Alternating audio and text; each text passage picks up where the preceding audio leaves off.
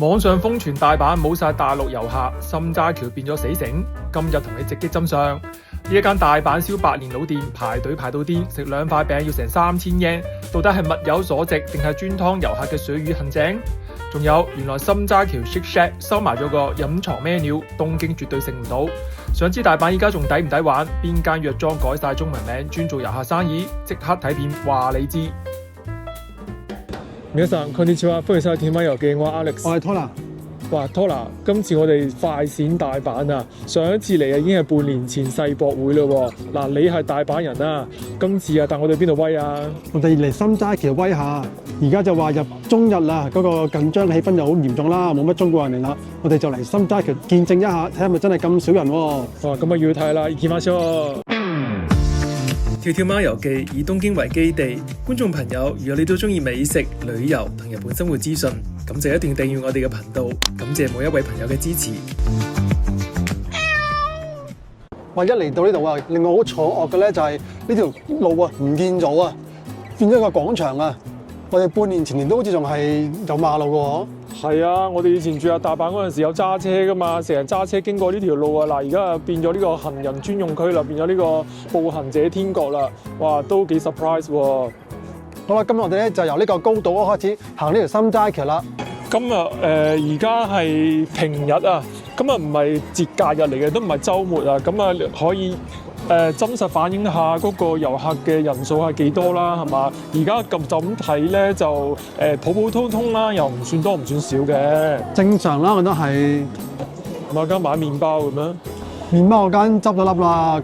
呢個買 ice 都好多年歷史啦。呢個係啊，呢個買北極雪糕嘅，成日經過，但係一次都冇食過。一次都未食過啊！係啊，佢成日有個冰櫃放喺度噶嘛，呢度有個企鵝嘅咁樣，就唔知好唔好食啦。唔知觀眾朋友有冇食過咧？可以留言話我哋知喎。啊，原來芝士餅嗰間嘢喺呢度嚟喎。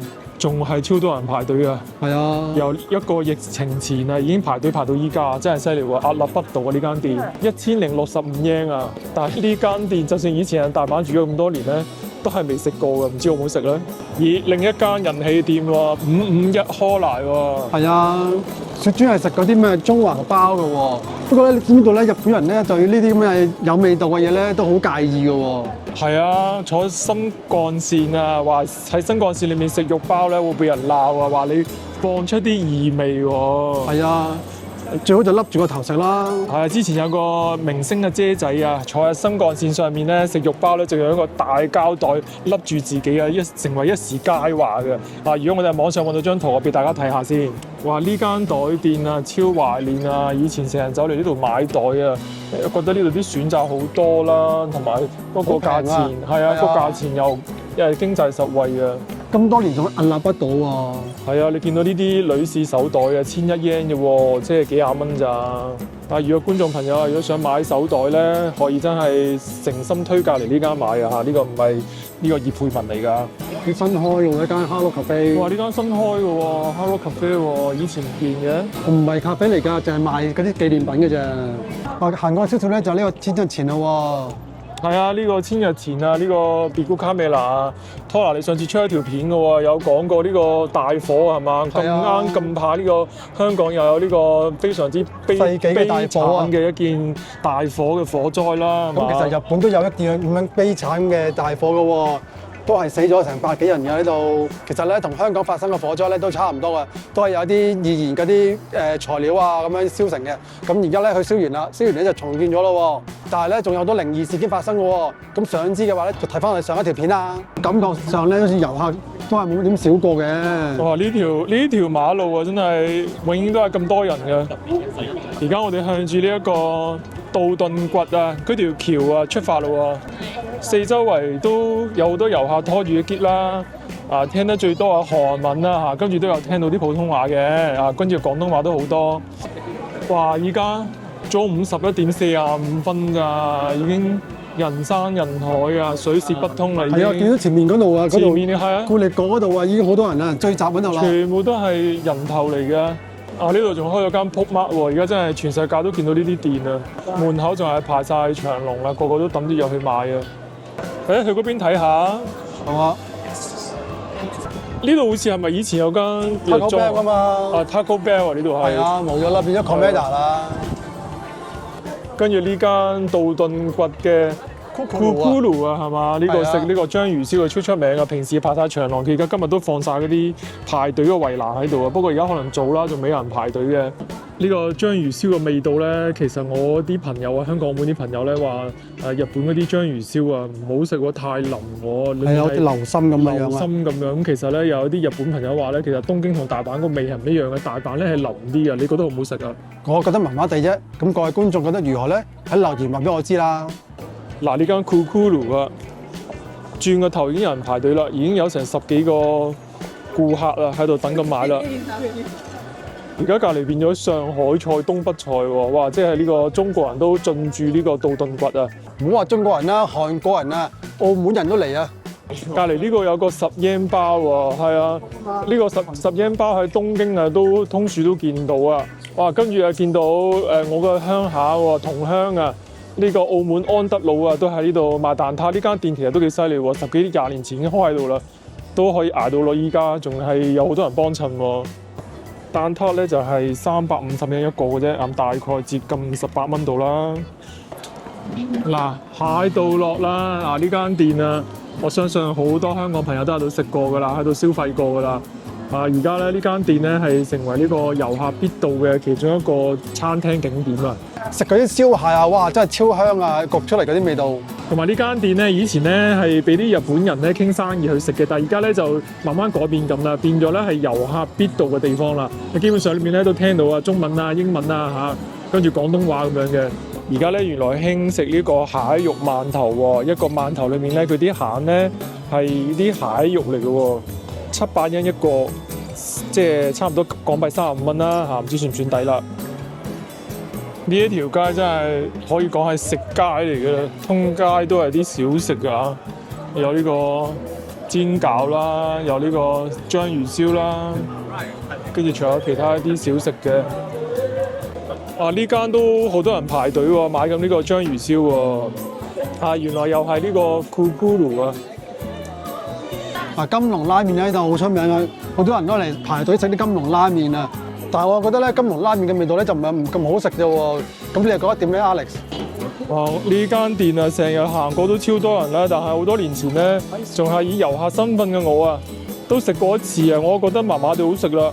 嗰啲麵啊，一陣鹼水味嘅，但係咧佢啲白飯咧就任裝喎。800yen係正面，1001 yen咧係連一個炒飯。最近啊，喊咗啊條龍，流眼淚啊！點解咧？因為個條尾俾人切咗啊！因為佢隔離嗰間鋪啊要裝修啊，佢條尾唔夠放就俾人切咗條尾啦。咁但係呢間店嗰個麵係咪真係咁好食、咁值得嚟排咧？我真係有所保留啦。觀眾朋友，你覺得好唔好食啊？記得留言話我哋知咯。佢隔離咧而家就開咗神座拉麵啦。其實我個人嚟講咧，我比較 prefer 食呢個神座拉麵，我覺得好味好多嘅喎。係啊，神座拉麵咧，佢其實以前都係一間鋪咋，喺嗰邊嗰度街口度，而家喺度周街都係啦。其實個價錢都唔係好貴嘅喎，都係700 yen 到1000 yen 左右。係啊，而家700幾 yen有拉麵食啊，真係良心價嚟㗎啦。呢一邊有間一蘭啦，其實呢間一蘭咧係相對呢一個河邊嗰條咧係少啲人嘅，嗰個間咧就係超多人排隊，呢間係少啲嘅。如果啲朋友中意食一蘭咧，可以嚟呢度排隊啦。一蘭拉麵再隔離呢間鋪咧就係Mizuno啊，專門食呢個大阪燒嘅店啊。平時嘅夜晚經過啊，哇！嗰條龍排到長度咧，今日可能時間早啊，而家仲冇乜人排隊嘅，不如我哋今日就食呢間喎。好啦，快啲入去食啦！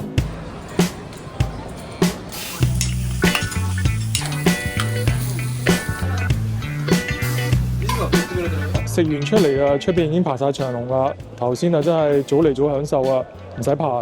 點啊？覺得好唔好食啊？我哋見到兩個大阪燒啦，第一個係味津燒啊，第二個係香葱燒啊。咁個味津燒咧個味道咧就比較淡厚啲嘅，咁樣咧入邊咧有啲菜啊，有啲蒟蒻啊咁樣，仲有2嚿章魚同埋蝦嘅，都唔錯啊！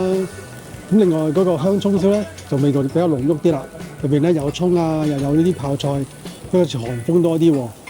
我都覺得呢間咧係百年老店咧，都係幾好食嘅。咁但係咧落裡面細間啲啦，同埋我知道點解排隊會排咁耐啊，因為咧裡面有2層，我哋去1樓啊，1樓裡面咧有得8個位嘅啫。咁佢煮一個大阪燒咧，大概需要15分鐘嘅。咁你可想而知啦，入到去又要等啦，又要坐喺度等師傅整啦，跟住你又要食啦。咁所以唔怪得出面咁多人排隊啦。同埋個價錢咧係頗貴嘅，兩個人嗌咗兩個餅咧就3000yen，味道咧就幾好。咁啊價錢咧就少貴，同埋咧等嘅時間就偏長，咁啊觀眾朋友可以自己衡量值唔值得幫襯啦。不過我哋頭先見咧，裏面咧都好多日本人㗎，以日本人為主啊。咁外國遊客咧都有，但係就唔係好多。好啦，我哋又翻嚟湧橋呢度啦。